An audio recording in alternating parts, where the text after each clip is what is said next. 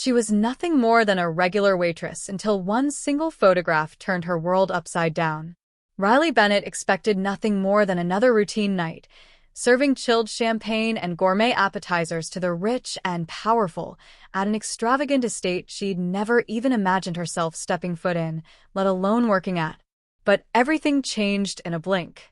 While gliding past a quiet, dimly lit hallway inside the magnificent Hawthorne mansion, where laughter and clinking glasses echoed behind her, Riley suddenly came to a complete standstill. Something on the wall caught her eye. A black and white photo, simple, vintage, framed in elegant black wood. At first glance, it seemed innocent enough, a sweet little girl, smiling softly. But as her eyes adjusted and focused, her breath caught in her throat. Her tray trembled violently in her hands. Her heart raced, so loud it drowned out the music. It was her. That child in the photo. Those dimples, that subtle scar above her eyebrow, those big, expressive eyes. It was undeniably Riley as a young girl. But how? How could a photograph from her childhood, one she'd never even seen before, be hanging on the wall of a mansion she'd never stepped inside until tonight? She hadn't come to this place looking for answers. She came to earn a paycheck.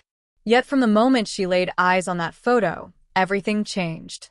She knew, in her gut, deep down in her bones, someone was hiding something. Something massive. Something powerful. And if Riley wanted the truth, she was going to have to risk everything to find it. What she'd uncover would shake the foundation of a family's legacy, peel back the layers of a deadly cover-up, and eventually lead to one of the most heart-wrenching, emotional reunions you'll ever witness. You might think you know where this is going, but I promise you don't. Stay with me until the end, because the final twist will leave you absolutely speechless. Riley had worked a ton of events before, banquets, weddings, fundraisers, but nothing like this. The Hawthorne estate, nestled deep in Charleston, South Carolina, looked like something ripped from the pages of a fantasy novel. Towering white columns wrapped the front, hedges trimmed like royalty lived there, and a marble driveway that glistened like gold in the late afternoon sunlight. As the catering van pulled up, Riley tightened her apron and whispered to herself, "Just another shift, just another night," trying to calm the butterflies doing somersaults in her stomach. At just 23, Riley was no stranger to grinding. Raised by kind, but financially struggling adoptive parents, she had been hustling, working 2 jobs since she was 17.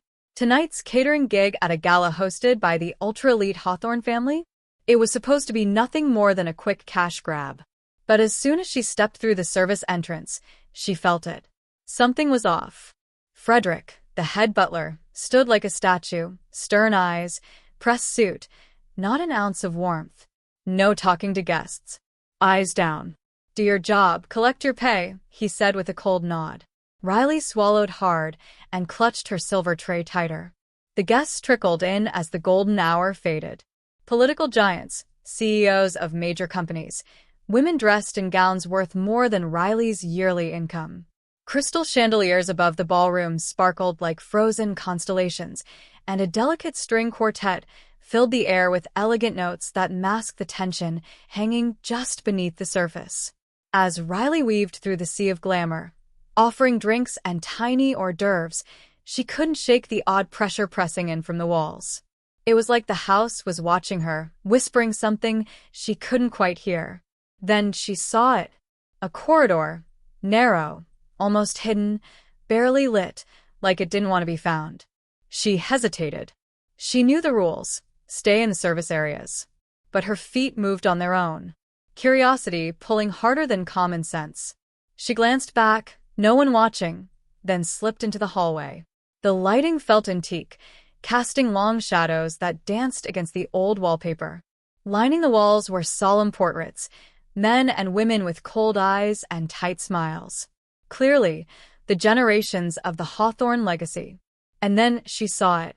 Midway down the hall, a photo, framed, plain, but haunting. A little girl, about 5.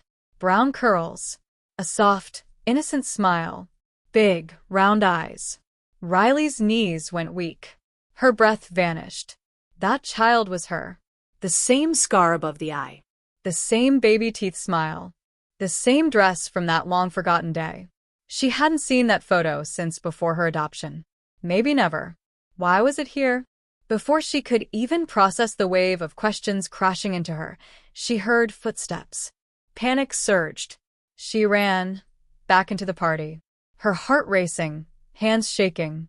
But now, nothing looked the same. She kept moving, serving, smiling, but her mind was spinning like a tornado. Who had put that photo there? Why? And what did it mean? Later that night, during a rare lull in the bustling kitchen, Riley approached Martha, the longtime estate cook, with a question she could barely form. "You've been here a long time, right?" she asked, keeping her tone light. Martha chuckled softly while chopping carrots with skill. "Long enough to have more secrets than recipes, sweetie." Riley pressed gently. "And the Hawthorne family, they've always lived here?" "Oh, honey, this place has been in the bloodline for generations," Martha replied. "Charles Hawthorne took it over after his brother Andrew and his wife died. Car crash. Tragic stuff." A chill ran through Riley. His brother died? "People say it was just bad luck," Martha added, lowering her voice. "But who really knows, right?" That night, back at her small apartment in Edgewood, Riley lay awake staring at the ceiling. Her adoptive parents were asleep, but she was wide awake, fighting the storm inside her chest. If that little girl in the photo was really her, then how is it in a stranger's mansion? And more importantly, was Charles Hawthorne connected to her past? The questions wouldn't stop. The next night, she returned to the estate, under the same disguise of catering staff. But her mission was crystal clear now. She had to find that photo again. She waited for the perfect moment, and when the noise died down, she crept back down that hallway. Only this time, it was gone. The photo, the frame, completely gone.